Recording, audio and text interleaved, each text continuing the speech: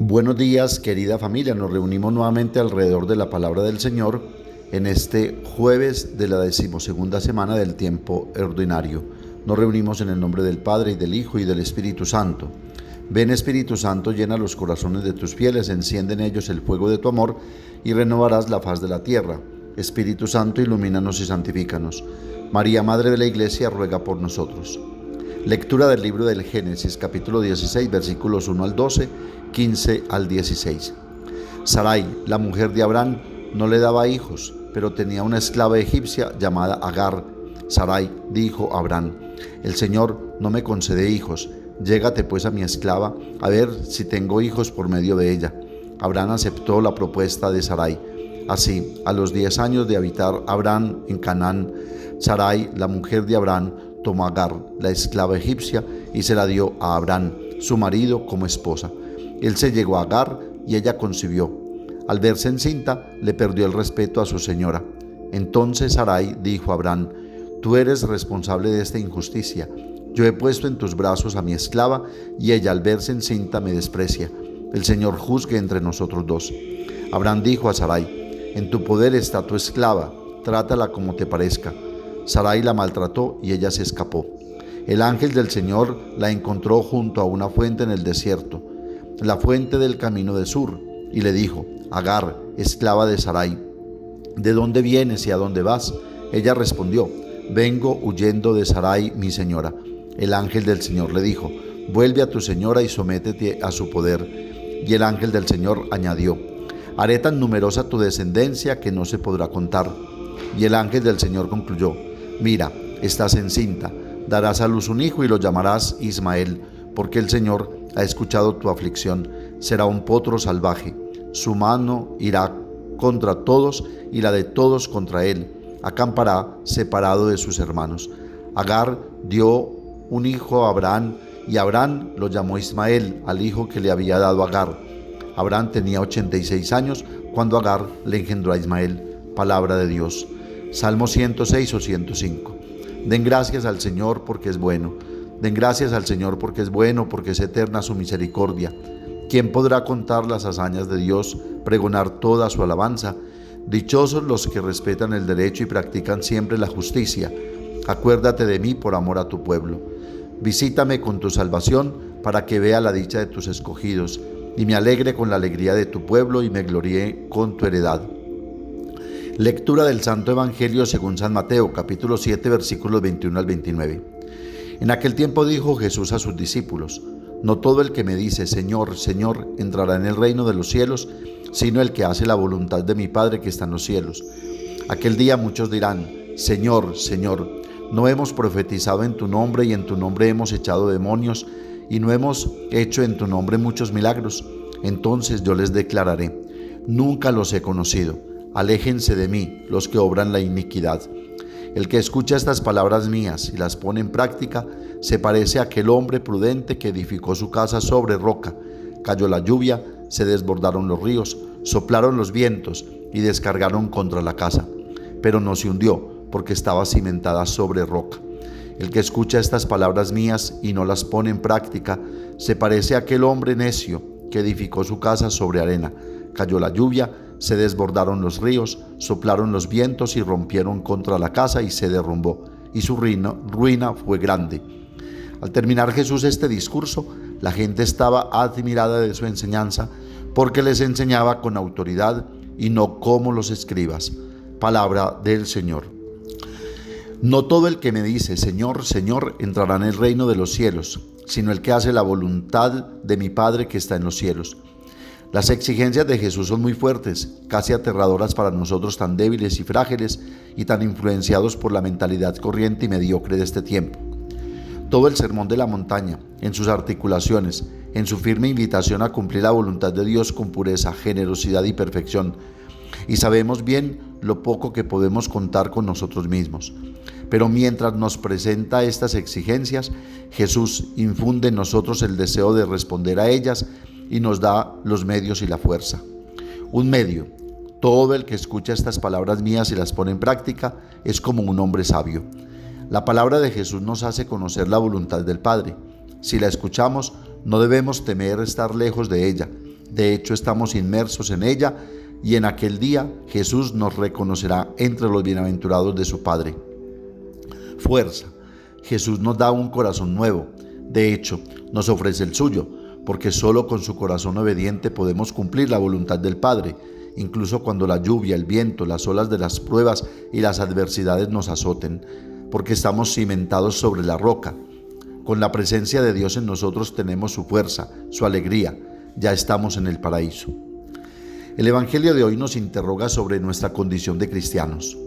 A menudo observamos el camino de los demás, juzgamos sus acciones, pero somos incapaces de mirar dentro de nosotros mismos. A menudo nos engañamos pensando que estamos bien solo por las muchas misas a las que hemos asistido, por las diversas prácticas piadosas que hacemos. Creemos saberlo todo sobre Dios por la cantidad de catequesis a las que asistimos. Conocemos muchos pasajes de la Biblia y nos engañamos pensando que todo esto es suficiente para evitar esa dura frase de Jesús: no los conozco. Ese día esperamos que no haya mucha gente a puerta cerrada. ¿Cuántas personas que se han sentido bien corren el riesgo de quedar excluidas? Personas que han vivido solo en la fachada, de los elogios recibidos, de los roles importantes desempeñados. Pero, ¿es así como los demás nos reconocerán como discípulos del Señor? ¿Es así como el Señor nos reconocerá como sus amigos? No, claro que no, sino si nos hemos amado los unos a los otros. La Madre Teresa de Calcuta dijo: en nuestro servicio no cuentan los resultados, sino el amor que ponemos en lo que hacemos. En esta parábola de las dos casas, la diferencia entre la que se mantiene firme y la que se derrumba se resume en una sola palabra: poner en práctica o no las palabras escuchadas de Jesús. Ante esta advertencia, hagamos un serio examen de conciencia y preguntémonos si la palabra del Señor realmente guía nuestras acciones, si en esa palabra hemos cimentado nuestra casa, la casa del corazón, de donde decidimos todo en la vida y para la vida. Preguntémonos cuánto tiempo dedicamos a la palabra del Señor, a leerla, meditarla, saborearla y dejar que ella nos hable al corazón, y procuremos siempre estar en comunión con Él a través de su palabra. Quiero proponerles una anécdota del padre Fabio Rossini que dice: recuerdo a una mujer que había estado sin pierna desde niña. No sé cómo logré decirle que su discapacidad era una puerta abierta al reino de los cielos, que era una posibilidad, no un callejón sin salida, que podía aprender el arte de consolar y aceptar usar esa cruz aterradora como Cristo usó la suya, y que no sabía por qué Dios había permitido esta trágica realidad, condicionando toda su vida, pero que había un secreto que el Padre le había revelado y que debía aceptar. Me quedé sin palabras. Me miró con el rostro contraído, los ojos muy abiertos. Tuve tiempo de pedirle perdón a Dios si la había lastimado o si había trivializado su condición, preparándome para disculparme. Y explotó. Golpeó el reposabrazos de la silla de ruedas con el puño y gritó: lo sabía. Sabía que esto no era una desgracia. Siempre supe que eso era por algo. Nunca se lo dije a nadie, pero de niña pensé: mi vida tiene un sentido. Todo esto no es casualidad. En ese momento, aquella mujer estaba a un paso más allá de un océano de hombres y mujeres físicamente bípedos, pero existencialmente cojos. Hasta aquí esta anécdota. Profundicemos un poco más en el Evangelio de hoy. El final del Sermón de la Montaña presenta algunas oposiciones o contradicciones que siguen vigentes hoy día. Una, personas que hablan continuamente de Dios, pero no hacen la voluntad de Dios. Usan el nombre de Jesús, pero no traducen su relación con el Señor en la vida. 2. Hay personas que viven con la ilusión de trabajar para el Señor, pero el día del encuentro definitivo con Él descubrirán trágicamente que nunca lo han conocido porque vivieron solo de apariencias y religiosidades. Las dos palabras finales del Sermón de la Montaña, de la casa construida sobre la roca y de la casa construida en la playa, ilustran estas contradicciones. A través de ellas, Mateo denuncia y al mismo tiempo intenta corregir la separación entre fe y vida, entre hablar y hacer, entre enseñar y practicar. No basta con hablar, hay que practicar. Lo importante no es hablar bellamente de Dios ni ser capaz de explicar bien la Biblia a los demás, sino hacer la voluntad del Padre y así ser una revelación de su rostro y su presencia en el mundo. Jesús hizo la misma recomendación a aquella mujer que elogió a María, su madre. Jesús respondió: bienaventurados los que escuchan la palabra y la ponen en práctica. Lucas 11:28. Los dones deben estar al servicio del reino de la comunidad. Hubo personas con dones extraordinarios como el don de profecía, el exorcismo, la sanación, pero los usaron para sí mismos, fuera del contexto de la comunidad. En el juicio escucharán una dura sentencia de Jesús: apártense de mí los que practican la iniquidad. La iniquidad es lo opuesto a la justicia, es hacer con Jesús lo que los doctores hicieron con la ley: enseñar y no practicar. Mateo 23:3. Pablo dirá lo mismo con otras palabras y argumentos: y si tuviera el don de profecía y entendiera los misterios y todo el conocimiento, y si tuviera toda la fe, de tal manera que trasladara montañas, pero no tengo amor, nada soy. Y si repartiese todos mis bienes, y si entregase mi cuerpo para ser quemado, pero no tengo amor, de nada me sirve. 1 Corintios 13, 2-3. La parábola de la casa sobre la roca. En resumen, esta es la conclusión final del Sermón del Monte. Mucha gente buscaba su seguridad en dones extraordinarios o en observancias de la ley, pero la verdadera seguridad no proviene del prestigio ni de las observancias, proviene de Dios, proviene del amor de Dios, quien nos amó primero. 1 Juan 4:19. Su amor por nosotros manifestado en Jesús sobrepasa todo. Romanos 8, 38, 39. Dios se convierte en una fuente de seguridad cuando intentamos practicar su voluntad. Allí Él será la roca que nos sostenga en tiempos de dificultad y tormenta. El evangelista concluye el sermón de la montaña diciendo que la multitud se asombró de la enseñanza de Jesús, como quien tiene autoridad y no como los escribas. El resultado de la enseñanza de Jesús es una conciencia más crítica del pueblo respecto a las autoridades religiosas de la época. Sus palabras sencillas y claras surgieron de su experiencia de Dios, de su vida entregada al plan del Padre.